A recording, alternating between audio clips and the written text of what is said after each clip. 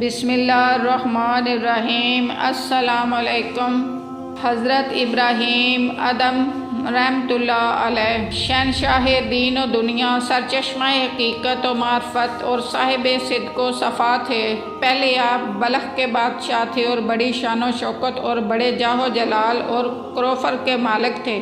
آپ کی توبہ کرنے اور تخت و تاج کو ٹھکرا کر فکر و درویشی کی منزل میں قدم رکھنے کا واقعہ اس طرح ہے کہ ایک رات حضرت ابراہیم ادم اپنے محل میں سونے کے تخت پر سوئے ہوئے تھے کہ اچانک آنکھ کھل گئی اور محل کی چھت پر کسی کے چلنے پھرنے کی آواز سنی۔ پوچھا کون ہے؟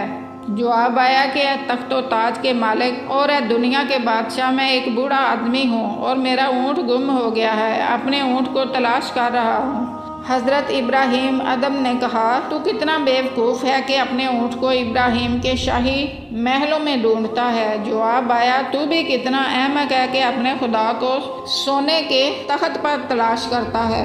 یہ جواب سن کر آپ کانپ اٹھے اور دل میں خوف و ہراس کا ایک طوفان برپا ہو گیا۔ رات بڑی بے چینی میں گزاری، صبح ہوئی تو دربار لگایا اور حسب معمول سنہری تخت پر بیٹھ گئے۔ اچانک ایک باروب شخص بڑی شان بے نیازی سے بغیر کسی روک ٹوک کے تخت شاہی کے قریب آ کر کھڑا ہو گیا۔ ابراہیم ادم نے پوچھا کہ یہاں کیوں آئے ہو اور کس کی تلاش ہے؟ آنے والے نے جواب دیا کہ میں ایک مسافر ہوں اور تمہاری اس سرائی میں چند دن ٹھہرنا چاہتا ہوں۔ حضرت ابراہیم ادم نے کہا یہ سرائی نہیں، یہ تو میرا شاہی محل ہے اور دربار ہے۔ اس آدمی نے کہا اس سے پہلے یہاں کون رہتا تھا؟ فرمایا میرا باپ۔ اس نے پھر پوچھا تمہارے باپ سے پہلے کون رہتا تھا؟ فرمایا میرا دادا۔ اسی طرح کئی پشتوں تک پہنچ کر اس نے پھر پوچھا اس کے بعد یہاں کون رہے گا؟ فرمایا میری اولاد۔ پھر اس آدمی نے کہا ذرا خیال تو کرو کہ جس مقام پر اتنے آدمی آئیں جائیں لیکن کسی کا مستقل قیام نہ ہو تو پھر وہ مقام سرائے نہیں تو اور کیا ہے؟ اتنا کہہ کر وہ آدمی باہر نکل گیا۔ آپ تنہا اس کے پیچھے دوڑے اور دامن پکڑ کر پوچھا تم کون ہو؟ اس نے جواب دیا میں خضر ہوں۔ یہ سن کر حضرت ابراہیم ادم کا درد بڑھ گیا اور عشق الہی کی آگ بھڑک اٹھی۔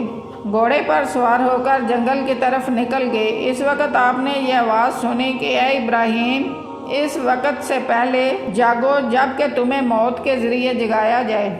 یہ آواز سن کر آپ کی کیفیت بدل گئی اور غلبہ حال میں بے خود ہو گئے۔ واپس آ کر تاج و تخت کو ٹھوکر ماری اور پھٹا ہوا فقیرانہ لباس پہن کر شہر سے باہر نکل آئے۔ خوف الہی میں کانپتے تھے اور اپنے گناہوں پر روتے تھے۔ جنگلوں، بیابانوں اور صحراؤں میں پیادہ پھرتے، نشا پور کی ایک غار میں جا چھپے اور پھر اسی غار میں 9 سال تک ریاضت و عبادت اور مجاہدہ نفس کرتے رہے۔ جب لوگوں کو آپ کی ریاضت و عبادت کا علم ہو گیا تو آپ اس غار سے نکل کر مکہ مکرمہ کی طرف چل دیے۔ راستہ میں ایک نورانی صورت والے بزرگ نے آپ کو اسم ذات سکھایا۔ اس بزرگ کے جاتے ہی حضرت خضر علیہ السلام تشریف لائے اور فرمایا اے ابراہیم، جس نے تم کو اسم ذات سکھایا ہے وہ میرے بھائی حضرت الیاس علیہ السلام تھے اور میں ہی تیرا مرشد ہوں اور میں نے ہی تجھے راہ طریقت پر چلایا ہے۔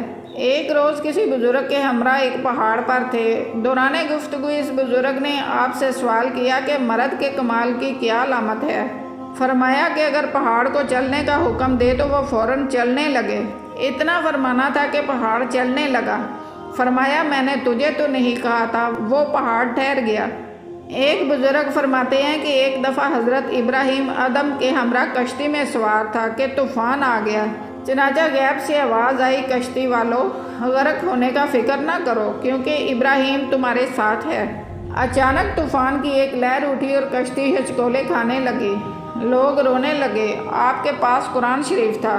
عرض کی یا الہی، کیا تو اس کشتی کو غرق کر دے گا جس میں تیرا قرآن پاک ہو؟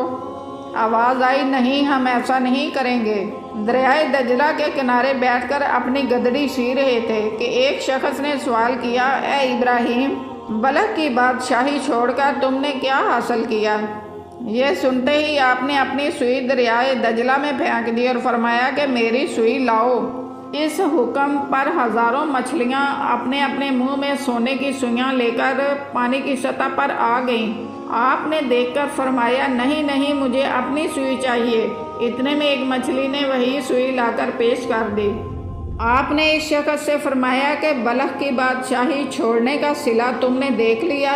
جب میں بلخ کے تخت پر تھا تو صرف انسان ہی میرے مطیع تھے، اور اب تخت و تاج کو چھوڑ کر فکر و درویشی کا لباس پہن لیا ہے تو دریاؤں کی مچھلیاں بھی میرا حکم مانتی ہیں۔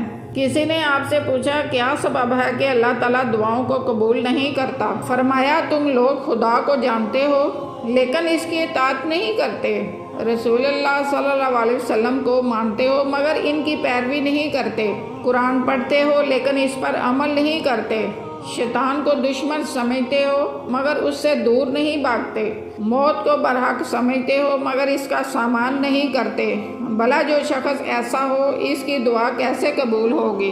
جزاک اللہ۔